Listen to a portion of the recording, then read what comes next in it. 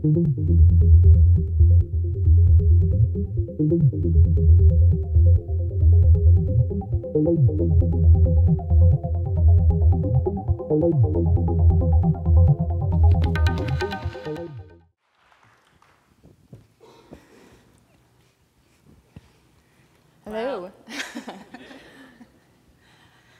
All right, I'm Kelly Roy. I'm the co-director, along with Eric Black, of TEDx, a new membership-based art and design prototyping facility located in the Central East Side. We're opening the 1st of June, and you have a button in your gift bag, so look us up. It's a pretty cool place. And I'm Kelly Rodgers, and we're the co-authors of Cartopia, Portland's Food Cart Revolution. And we had a great team of people working on this project. It was a very collaborative effort, and we want to acknowledge our photographer, Drew, who is among you, taking photos today, and his images will be on the slides. So the Portland food carts inspire us. That's why we started the book project. So we love them because they provide great food at an affordable price. They create interesting social spaces in the city, and they also provide an easy way for entrepreneurs to get started. So when the food cart scene exploded here a few years ago, Kelly and I were really interested in what happened.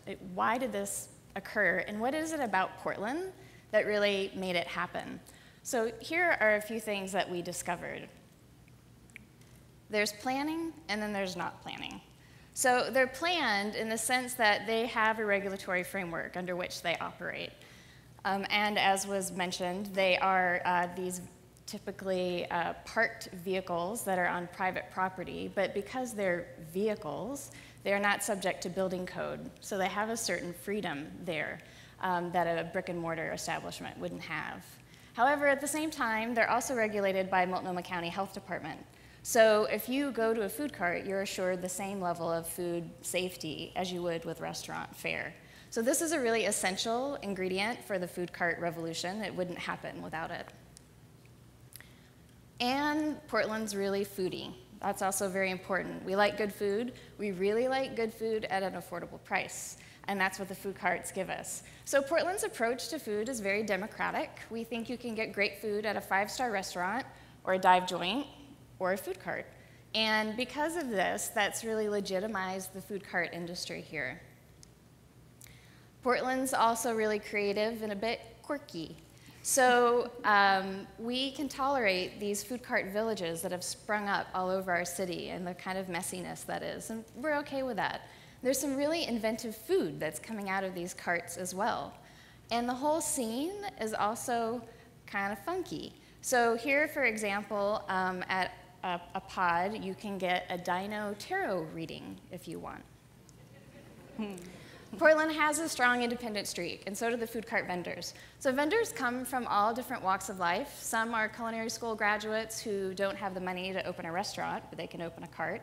Many are immigrants. That's a traditional base for food carts. Some people have been laid off from other industries. But regardless, the reason that they like doing the work that they do in a food cart is the independence and the freedom that a food cart lifestyle gives them.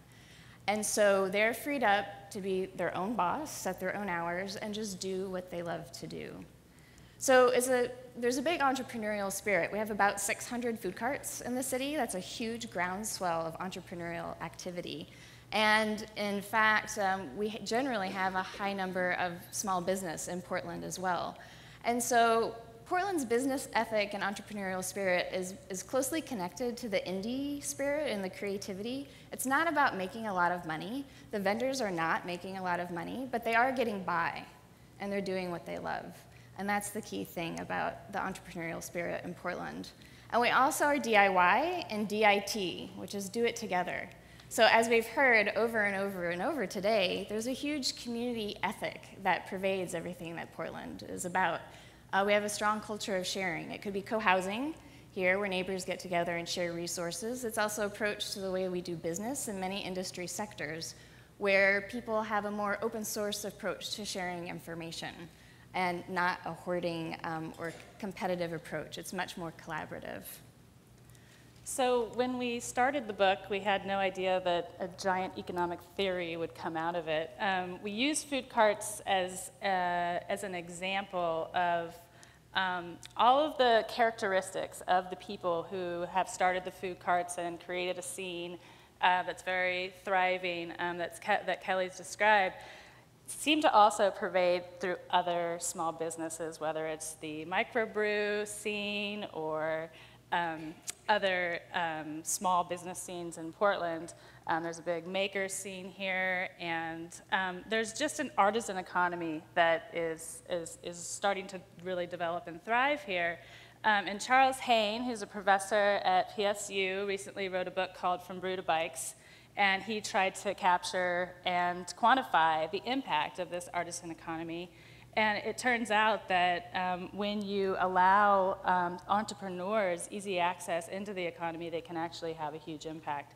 So the microbrew industry, the bike building industry are just a couple of examples of the way that Portlanders are making their own jobs and actually creating an economy of really thriving people. So it's really about the people in the economy, and it's not necessarily about making money, making all this money. That's not why people are doing it. They're doing it because it's what they love. They're doing it because they care about it. They want to connect with other people in their community. And so what we're really, saying, and what really came out of the food cart study was that there's this new economy. It's an economy of people. It's an economy of makers. It's economy of creativity, and it's coming from people, not from going after big industry and big job creators. Joe Courtwright, who's a local economist, also backed all this up with some data about what makes successful cities, innovation, access to talented people, distinctiveness, the kind of quirkiness and keep Portland weird aspect of it. So what we're thinking is that Portland has maybe actually figured it out, that we don't need to go after large industry, large institutions to actually create a thriving economy. What we need to do is nurture our own. So Jane Jacobs has this term called economic gardening, and that's what it's really about. It's about providing resources to people in your community, to existing businesses, to the entrepreneurial spirit of the people in your community, rather than going industry chasing, going after big clean tech or going after big startup money and venture capital. That really it's better spent to kind of nurture people who are wanting to be entrepreneurial and really connect with their community. So we saw food carts kind of evolving into other kinds of small micro retail. So everything's gone from like supersize to micro, like almost instantly with the economic downturn.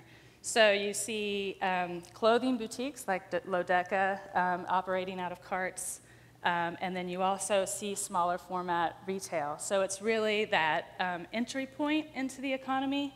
If you go smaller, more people can access their own economic opportunities. Opening a food cart is relatively inexpensive compared to opening a restaurant. Opening a small retail space is relatively inexpensive compared to a larger retail space. So that diversity within the economy is what we think is creating a revolution. And we think Portland is perfectly positioned to be a leader in the new economy.